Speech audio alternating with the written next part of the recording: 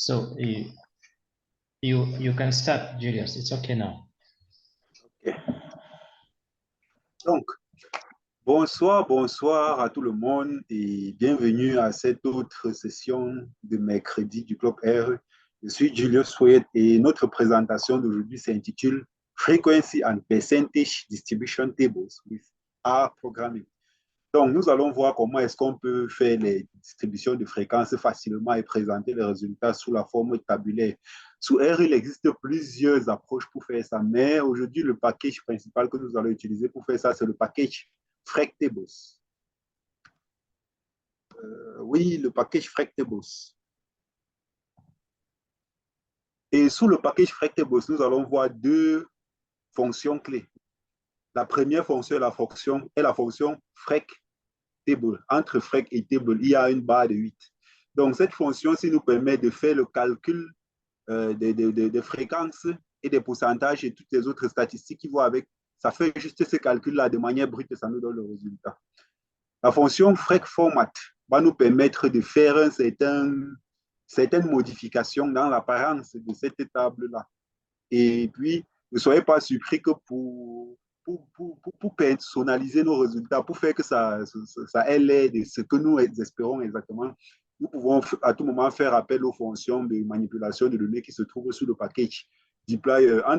Parmi ces fonctions, on peut distinguer la fonction select, filter, rename, arrange, spread. Donc, ces fonctions-ci vont juste venir en complément à n'importe quel moment, mais nos fonctions clés sont celles d'en haut là.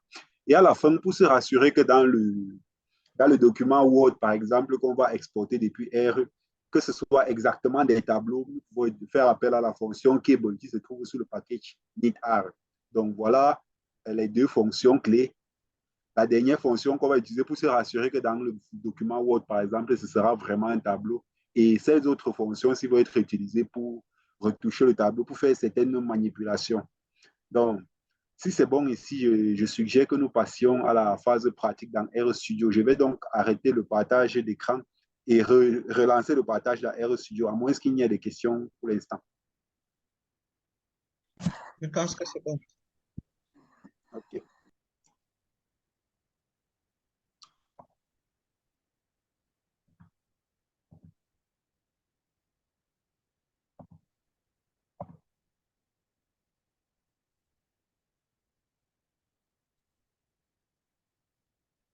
Bon, nous sommes là dans RStudio et j'ai un projet qui s'appelle RClock.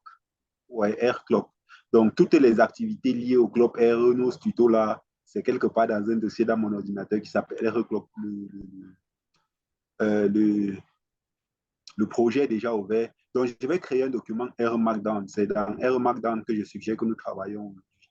Donc, R Markdown, je vais appeler cette session Frequency Distribution. L'auteur, la date, c'est bon. J'aimerais que le rendu soit un fichier Word et puis je vais valider. J'espère que nous sommes déjà tous familiers à un certain niveau avec le R Markdown. Non, moi, je n'ai. Ça, c'est la première fois que je vois que quelqu'un va travailler dans R Markdown. Wow. Bon, juste une minute. Voilà ce qu'on peut faire. On va se concentrer sur le contenu. Les codes R restent les mêmes. De votre côté, vous pouvez créer un script ordinaire. Vous faites les codes. On peut refaire une session pour R Markdown. Vraiment, ne prêtez pas attention. Je vais vous indiquer parfois que bon, voilà comment vous allez faire dans le script. Donc, ne vous inquiétez pas. Donc, bon, si vous avez ouvert... Julius, je ne sais pas si c'est la même chose pour les autres. Oui. C'est comme si ton écran a planté, bien ça va pour les autres. Parce que chez moi, c'est planté là. Non, ça va. Chez moi, ça va. Okay, ça veut donc dire c'est uniquement... les problèmes de réseau, monsieur Pascal. Bon, il faut continuer donc. D'accord. Donc, ceux qui ne sont pas familiers au R Markdown, vraiment, ne vous inquiétez pas. Créez votre script. Donc, à l'intérieur de votre script, généralement, il faudra commencer par la définition du répertoire de travail, n'est-ce pas? Vous allez souvent utiliser la fonction setWD. Ça, au moins, vous savez faire, j'espère. Donc, vous ouvrez le dossier dans lequel vous travaillez. Par exemple, voici mon dossier dans lequel je travaille ici. Donc, je vais copier le chemin d'accès. Voilà comment je copie. Je viens dans la barre là en haut, je sélectionne. Ça va sélectionner, je copie. Je m'en vais dans RStudio. Dans la fonction CWD, j'ouvre les guillemets, je colle le contenu. Je peux remplacer les backslash par les forward slash ou alors je double les backslash, simplement. Donc, voilà ce que j'ai fait. Lorsque vous écrivez ça dans votre script, vous pouvez lancer, c'est pour définir votre répertoire de travail. Maintenant, nous allons charger les packages. Donc, le premier package que j'aimerais charger, c'est Tidyverse. C'est très important pour la manipulation de données. Tidyverse, pourquoi j'ai l'impression que ça ne va pas venir? Apparemment, je n'ai pas ce package installé. Donc, je vais charger plutôt dplyr. Si vous n'avez pas Tidyverse et que vous avez au moins dplyr, ça va aller. Ensuite, le prochain package que je vais charger, c'est Fractables. Exactement le package que nous allons utiliser aujourd'hui. Donc, mes deux packages sont chargés, n'est-ce pas? Maintenant, je vais importer les données. J'ai partagé avec vous dans le groupe là tout à l'heure un fichier CSV qui s'appelle Malaria. Donc, nous allons importer ça pour travailler aujourd'hui. Donc, je vais interroger list.files.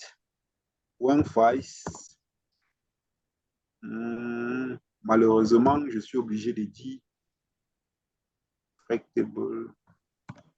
Donc, cette étape-ci n'est pas obligatoire pour vous. OK.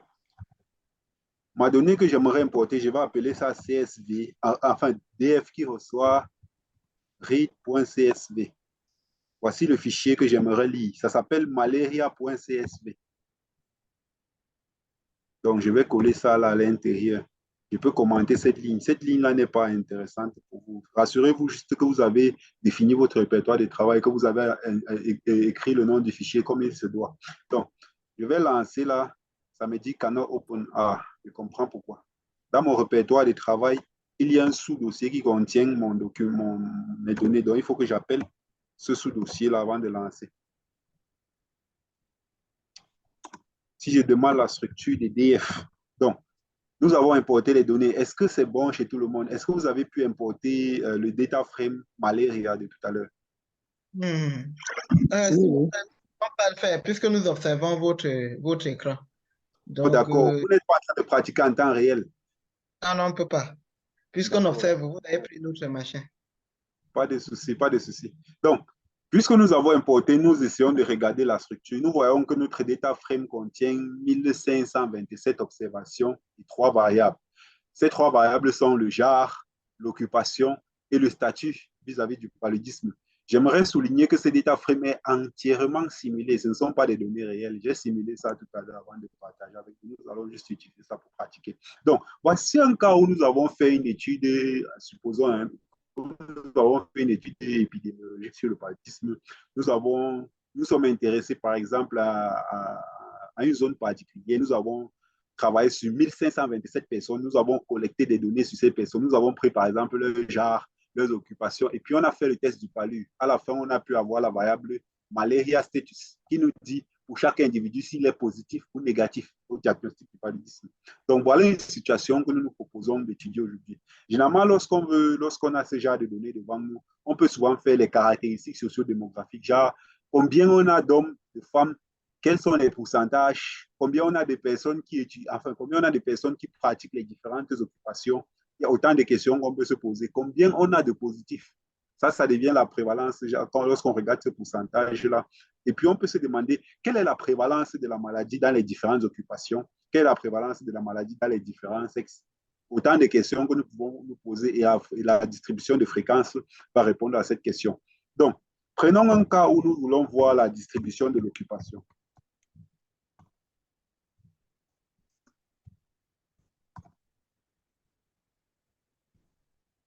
N'est-ce pas? Nous allons faire appel à la fonction Fractable. Donc, premier argument, la première façon de faire, on va faire DF, on met le pipe. Je ne sais pas si vous êtes familier avec ces symboles. Pourcentage, signe de supérieur et pourcentage. Le raccourci pour faire ça sur certains tableaux, sur certains claviers, c'est CTRL-SHIFT. Donc, vous pouvez appuyer CTRL plus SHIFT plus M. Donc, lorsque vous allez utiliser cette combinaison de 3 touches, vous allez généralement avoir ce symbole qui apparaît. Donc, ensuite, on va appeler la fonction FractTable. Là, voilà. À l'intérieur de la fonction, on donne simplement le nom de la variable qui nous intéresse. La variable qui nous intéresse ici, c'est l'occupation. Donc, lorsque nous avons écrit ça, nous pouvons lancer. Et nous nous rendons compte que ça a fait un certain nombre de calculs pour nous, n'est-ce pas? Ça nous indique que la variable que nous sommes en train d'étudier, c'est l'occupation. Les différentes catégories de l'occupation comprennent business, civil servants, farmer, jobless, student.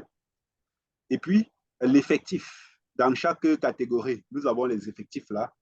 L'effectif total, c'est 1527. Le pourcentage, voilà les différents pourcentages, 19,5, 19,4, 20,8, 22,13, 18, donc ça nous a fait ce pourcentage-là automatiquement. Et puis, ça nous a calculé l'erreur standard, standard error. Voilà l'erreur standard pour chaque situation qui est calculée. Et puis, ça nous a donné la valeur critique. La valeur critique, c'est souvent une valeur qu'on utilise dans le calcul de l'intervalle de confiance. Et la valeur critique est liée comment on dit, au confidence interval.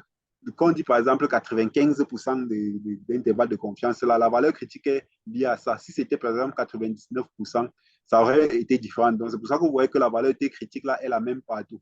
Donc ces deux valeurs-ci, l'erreur standard et le T critique, sont exploitées pour calculer en fin de compte les intervalles de confiance. Nous avons là les lower confidence level, LCLC, lower confidence level, UCLC, upper confidence level. Ça veut dire que si nous prenons par exemple la catégorie business, dans notre population d'études, enfin, sur 1527 personnes que nous avons inclus dans notre étude, 298 sont des businessmen, enfin font dans le business ou bien sont les auto-employeurs, ce qui représente 19,51%, ce qui en réalité est compris entre 17,6 et 21,58. C'est ça notre intervalle de confiance. Vous voyez tout ce que ça a pu faire comme calcul pour nous. Simultanément, vous voyez, la fonction FractTable est très intéressante. Ça va vous faire beaucoup de calculs à la fois. Maintenant, nous pouvons exploiter, nous pouvons améliorer ceci, n'est-ce pas? Nous pouvons améliorer. Par exemple, je vais copier cette fonction, enfin ce bloc de code. Je vais mettre encore le pipe. Supposons que nous voulons faire une sélection de variables parce que tout ce qui est montré là ne nous intéresse pas forcément. Donc, par exemple, nous répéter que c'est l'occupation partout là, ce n'est pas pertinent d'après moi. Nous rappeler l'effectif total, ce n'est pas très pertinent pour moi. Nous donner l'erreur standard et la valeur T critique, ce n'est pas très pertinent si on va présenter l'intervalle de confiance. Donc, nous pouvons par exemple utiliser la fonction select pour sélectionner juste les variables qui nous intéressent. Faisons ça. Donc, je vais dire select. Je veux sélectionner d'abord la variable catégorie. J'aimerais savoir quelles sont les différentes catégories de la variable. Ça, c'est très intéressant. J'aimerais sélectionner l'effectif. J'aimerais sélectionner le pourcentage, par exemple, %. J'aimerais sélectionner l'intervalle de confiance. Donc, voilà comment j'utilise la fonction select pour sélectionner. Donc, vous avez vu les deux premières lignes là. Ça nous a donné tellement d'informations. J'utilise la fonction select pour tirer juste ce qui me semble pertinent. Vous voyez, par exemple, voilà ce qu'on a maintenant. Nous avons juste la catégorie, l'effectif, le pourcentage et les intervalles de confiance. Regardez comment les colonnes là sont nommées. On a 4, on a N, on a %, tout ça. Ça peut ne pas être très parlant pour le lecteur. Je peux vouloir renommer tout ça, n'est-ce pas? Donc là, je peux faire appel à la fonction rename. Comme j'annonçais tout à l'heure qu'on peut utiliser certaines fonctions de deployer pour faire un peu de manipulation de données. Je peux utiliser la fonction rename. C'est quoi la syntaxe de la fonction rename? Vous mettez le nouveau nom est égal à l'ancien nom. Donc, c'est pour renommer les colonnes. Donc, le nouveau nom, je peux par exemple dire occupation. J'aimerais appeler la première colonne si occupation au lieu de 4. Donc, je vais dire occupation est égal à 4.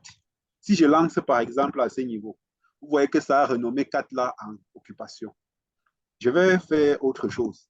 Je vais dire absolute. Bon, je vais mettre ça dans ces crochets-ci. Absolute frequency. Je ferme est égal à N. Si je lance à ce niveau, vous voyez ce que ça fait, occupation, absolute frequency. Ça me semble plus parlant maintenant. Et remarquez comment j'ai écrit absolute frequency ici. J'ai mis ça dans ce crochet-ci parce que le nom est composé. Il y a un espace au milieu. Comme il y a un espace, il faut absolument que je mette ça dans ce genre de crochet. Sinon, je vais avoir une erreur. Et ce crochet-ci, c'est la touche juste en dessous de Escape. So, let me comment this line. Je vais dire ce symbole-ci, le symbole is located under Escape key. Donc, sur la plupart de nos claviers, c'est situé en dessous de la fonction de la touche échappe. Donc, lorsque vous voulez donner un nom qui contient un espace, il faut mettre ça dans ce crochet particulier. Ensuite, j'aimerais renommer PSN si c'est juste PSN, et puis ça commence avec la minuscule. Ce n'est pas très beau pour moi. Je vais dire percentage est égal à percent. Donc, la syntaxe ici, c'est nouveau nom est égal à ancien nom. Ensuite, je peux mettre les autres. Si je peux garder l'abréviation, mais je mets ça en majuscule. Et il faudra que je définisse ça quelque part dans le tableau si je suis en train d'écrire un document. So, LCL equals LCL. La différence est juste au niveau de la case majuscule qui remplace la minuscule. So, UCL equals UCL. Donc, si je lance à ce niveau, regardez ce que nous avons désormais. Nous avons les différentes occupations. Nous avons absolute frequency. Au lieu de percentage, j'aurais pu dire relative frequency. Ça dépend de nous. Donc, je peux dire relative frequency ou percentage aussi, ça passe. Relative frequency, UCL, enfin LCL et UCL. Je n'ai pas mis la majuscule partout là. Donc, voilà un tableau qui me semble assez correct. Qui me semble assez correct pour une présentation dans un document. On peut vouloir à un moment faire que les pourcentages, là, les valeurs décimales là, soient arrondies peut-être à 2 chiffres après la virgule. Je peux faire cet arrondi à ce niveau. Bon. Je vais copier le code pour que nous voyons bien comment nous sommes en train de travailler étape par étape. Je préfère faire cet arrondi à ce niveau après select. Donc, je vais dire mutate, n'est-ce pas? Je mets encore le pipe là à l'intérieur.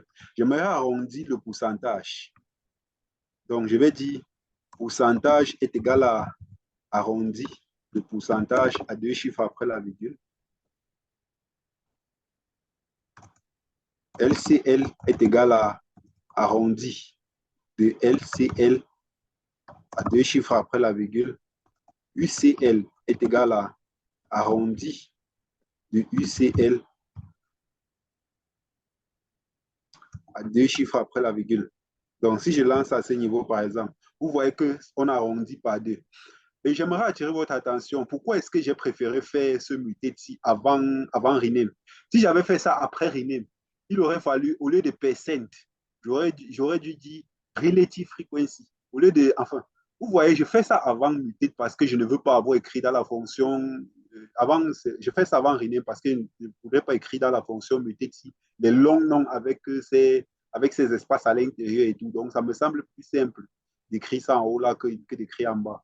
Donc, voilà par exemple un tableau qui est assez propre, qui est assez détaillé si on est en train de faire les caractéristiques sociodémographiques. C'est vrai que lorsqu'on fait les caractéristiques sociodémographiques, j'ai remarqué qu'on néglige souvent les intervalles de confiance, mais en supposant que ça nous intéresse, voilà comment on s'y prendrait. Donc, voilà comment est-ce qu'on peut utiliser la fonction FREC-table pour étudier une seule variable, n'est-ce pas? Pour étudier une seule variable. Donc, la variable ici, c'était l'occupation. Vous pouvez faire ça pour voir la distribution de fréquence d'une seule variable. Est-ce que c'est clair? Est-ce qu'on peut passer au cas des 2 variables? Mm-hmm. Okay. Oui, oui. Super. Donc, je vais créer un autre chunk. Je vais appeler notre DF pour nous rafraîchir la mémoire de ce que nous avons. Donc, supposez que nous voulons voir la prévalence du paludisme dans les différentes occupations. On veut voir parmi toutes les occupations là, laquelle semble plus touchée par la maladie. Voilà une question assez simple à laquelle FREC-table peut répondre. Donc, comme nous avons fait, nous disons data frame, quand nous mettons le pipe, nous allons à la ligne, nous disons FREC-table. FREC-table. À l'intérieur, nous commençons évidemment par occupation. Ensuite, nous mettons malaria status. Remarquez qu'ici, au lieu de mettre une seule variable, nous mettons deux, parce que nous voulons voir la distribution du statut de la maladie dans les différentes occupations. C'est dans cet ordre-ci qu'on donne. Parce que si on donnait dans un autre ordre, ça aurait été la distribution des occupations dans les différents statuts de la maladie. Il y a une petite nuance. Ça ne répond pas exactement à la même question. Donc, l'ordre est très important. Donc, si je lance à ce niveau, je pourrais élargir ma fenêtre là. Ça ne nous montre pas toujours tout. Si je relance la fonction, bref, là, ça nous donne un data frame vraiment de grand détail. Ça a 17 colonnes. Vous vous rendez compte, 17 colonnes. Donc, ça nous dit que la première variable que nous regardons, ça nous dit que la variable ici en ligne, hein, peut-être nous allons revenir dessus. En ligne, nous avons la variable occupation. En colonne, nous avons la variable malaria status. Les différentes catégories de la variable en ligne sont les suivantes. Et les différentes catégories de la variable en colonne sont les suivantes. Il y a une certaine répétition là-bas parce qu'il faut que business se répète autant de fois que nous avons, par exemple, des catégories dans la variable, dans la variable en colonne. Nous allons revenir dessus. Là, ce sont les effectifs. Donc, ce 146 ici-là me dit que parmi les businessmen, 146 sont négatifs. Toujours parmi les businessmen, 152 sont positifs. Et on a au total 298 businessmen. C'est pour ça que le 298 se répète. 296 ici se répète. Il s'agit de l'occupation fonctionnaire. Donc, chez les fonctionnaires, 160 sont négatifs, 136 sont positifs, soit un total de 296 parmi les fonctionnaires. Maintenant, ça, c'est le grand total qui tient en compte toute la base. Et là, ce sont les pourcentages. Donc, 9%. Ah non, non, non, non, non, non. Ce pourcentage-ci, généralement, on ne va pas le regarder. Ce 9,5% représente quoi? Ça veut dire que les businessmen qui sont négatifs représentent 9,5% de la population que nous avons étudiée. Les businessmen qui sont positifs vis-à-vis de la maladie représentent 9%. C'est 10,45%. Qu'est-ce que 47%? Qu'est-ce que ça veut dire? Ça veut dire que parmi les fonctionnaires qui sont négatifs représentent 10,47% de toute notre population ou bien de tout notre échantillon. Donc, ce pourcentage-ci, généralement, n'est pas très pertinent. Ça dépend aussi de votre recherche et ça peut être pertinent pour vous. Mais là, ce n'est pas la réponse à notre question. L'erreur standard totale, la valeur critique totale. Les deux, si encore, sont là pour nous permettre de calculer l'intervalle de confiance. L'intervalle de confiance, vous allez voir, nous sommes à quel niveau? Nous sommes à ce niveau. LCL total et UCL total. Donc, les pourcentages totaux, là, voici leur intervalle de confiance. Maintenant, nous passons à un cas où il nous parle de pourcentage pour les lignes. Donc, si ceci représente les positifs, oui, ça représente les positifs parmi les businessmen. Ça veut dire que 51% des businessmen sont positifs. Donc, ceci représente la prévalence là-bas. Voilà l'erreur standard, la valeur était critique et l'intervalle de confiance. Vous voyez que ce data frame est très grand. Nous ne pouvons pas nous en sortir si nous ne filtrons pas. Donc, filtrons ça, nous retirons les variables intéressantes. Non, nous ne filtrons pas, nous faisons la sélection. Donc, nous allons sélectionner. Qu'est-ce que nous prenons d'abord? Nous prenons row 4. Donc, nous voulons savoir les catégories en ligne. Nous voulons savoir les catégories en colonne. Donc, ça va être col 4. Ensuite, nous voulons connaître l'effectif. Nous voulons connaître, donc disons que nous allons prendre N row aussi. S'il vous plaît, permettez que je finisse ma sélection pour que vous ayez une meilleure visibilité. Je vais prendre PSN, row, LCL, row et UCL, row. C'est la routine et quand je fais ces choses-ci, je connais généralement les variables qui m'intéressent. Donc, regardons ceci. Nous avons maintenant 7 colonnes. Nous avons maintenant 7 colonnes, c'est plus détaillé. Donc, nous avons les businessmen, le statut, nous avons les effectifs totaux parmi les différentes professions. Là, voici les pourcentages. Donc, voilà mes prévalences, par exemple. Donc, souvent, ça peut ne pas être intéressant.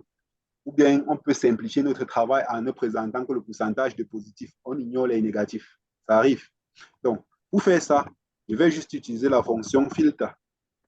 Je vais filtrer vis-à-vis de cette colonne-ci. Je vais dire, je vais filtrer juste les positifs. Donc, filtre de col 4 est égal à positif. Voilà.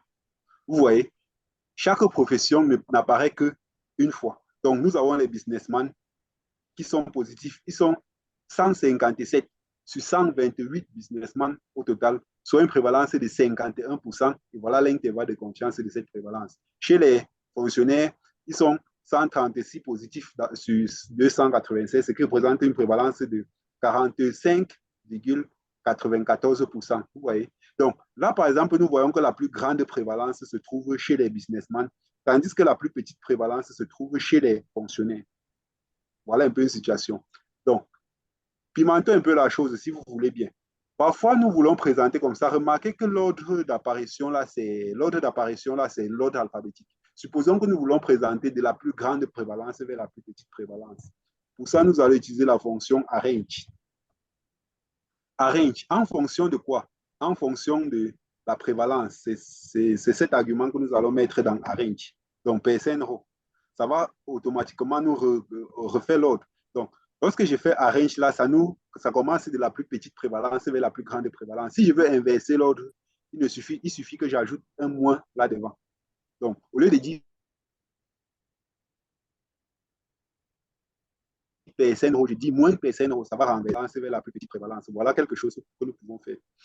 Une autre chose que nous pouvons faire, nous pouvons donner le pourcentage et donner l'intervalle de confiance entre parenthèses. Vous voyez, on a l'habitude de présenter ça comme ça, donc on donne le pourcentage et l'intervalle de confiance entre parenthèses.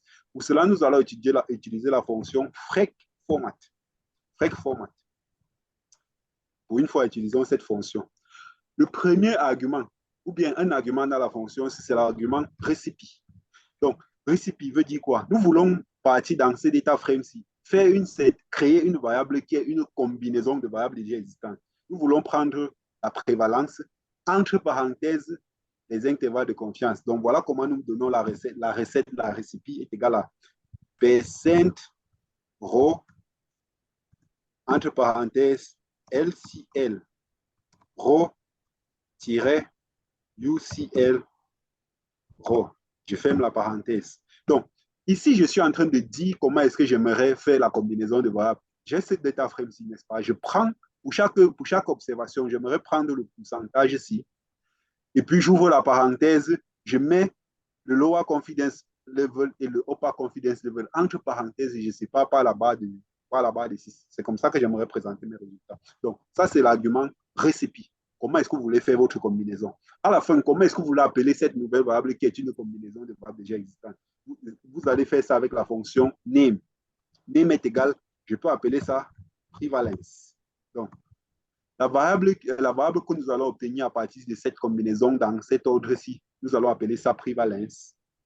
Donc, nous pouvons mettre même entre parenthèses 95% confidence interval. Nous pouvons dire ça comme ça. Et puis, il y a un argument que nous pouvons ajouter qui est digit, est égal à 2. Combien de chiffres après la virgule on considère? Si je lance à ce niveau, vous voyez que tout est en place, mais il y a une variable là qui s'est ajoutée, la variable prévalence, et ceci à l'intérieur. Vous voyez, pour chaque observation, ça nous a pris la prévalence là, qui est 51,01. Voilà, 51,01. Entre parenthèses, intervalle de confiance, 45,33. 45,33 tiré 56,66. 56,66. Vous voyez que cette belle combinaison-ci. Donc, lorsque vous avez déjà créé cette variable qui est une combinaison des autres, vraiment, vous pouvez même vous passer de ces autres variables-ci. Enfin, de ces trois variables. Vous pouvez vous passer de ça. Parce qu'il y a déjà une variable qui existe qui est une combinaison de tout ça. Vous pouvez vous passer de ça. Donc, si vous permettez, je peux faire une seconde sélection. Je peux encore faire select. Question de sélectionner tout ce que je veux, sauf les trois là. Bon, je ne sais pas si select marche comme ça, mais j'aimerais essayer de les éliminer de cette façon. Percent row UCL row LCL row. Je n'ai jamais utilisé ça comme ceci, mais ça marche. Donc, avec cette autre fonction select, je suis en fait en train de faire une sélection qui est une exclusion. En fait, je sélecte tout, sauf les trois là. Vous voyez, maintenant, nous avons... Bon, je peux même enlever call4, puisque partout là, c'est positif. Une variable sans variation n'est pas une variable. Donc, je peux aussi enlever call4. Voilà. Voilà tout ce que je retiens. Donc, j'ai là les différentes occupations, j'ai le nombre de positifs, j'ai le nombre d'examinés, j'ai la prévalence avec l'intervalle de confiance à 95%. Je peux utiliser encore la fonction rename. Donc, je peux dire rename, je peux dire occupation. Occupation est égale à rho 4, nombre. OK. Je vais dire nombre positif est égal à n. Nombre examen est égal à n rho. Vous voyez, cette autre variable-ci est déjà nommée de la manière correcte, d'après moi. Donc, si je relance à ce niveau, vous voyez que notre tableau se présente maintenant très bien. Et puis, les variables là sont nommées, enfin, les différentes colonnes sont nommées comme il faut. Voilà un peu comment vous pouvez exploiter ces différentes fonctions-ci. Nous avons fait beaucoup de manipulations de données. Mais les deux fonctions clés dont nous avons parlé tout à l'heure, c'est la fonction FracTable qui calcule les fréquences et tout ce qui va avec. Il y a FracFormat qui nous permet de faire ce formatage-ci. Et les deux fonctions se trouvent sur le package FracTables.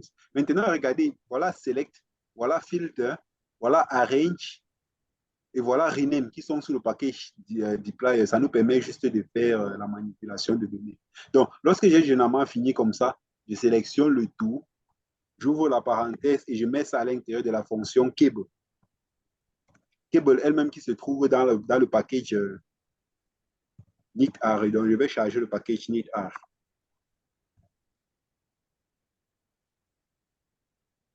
Donc, si je lance à ce niveau, après avoir mis le tout dans Cable un instant, Cable, c'est peut-être un B. Oui, c'est un seul B. Donc, ça s'affiche comme ça ici. C'est un peu, ça a l'air un peu vulgaire, mais je vous assure, lorsqu'on va compiler le document, si on va envoyer ça dans Word, ça va avoir une meilleure apparence. Donc, je vais essayer d'envoyer ça à Word, nous allons voir. Echo est égal à false. Message est égal à false. Warning est égal à false. Donc, tout ceci, c'est pour avoir un document Word propre, sans message inutile, sans code à l'intérieur et tout. Donc, j'aimerais sauvegarder mon document là à l'intérieur. Je vais appeler ça Frec Distribution. Je sauvegarde. Et puis, je vais essayer de compiler. Je ne sais pas si Nick veut dire vraiment compiler. Nick to Word. Je vais un peu lancer ça.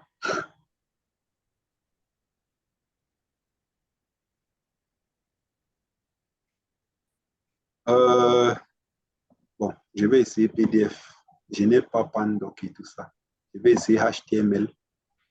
Bon, ça, c'est un nouvel ordinateur. Ça a besoin de certaines...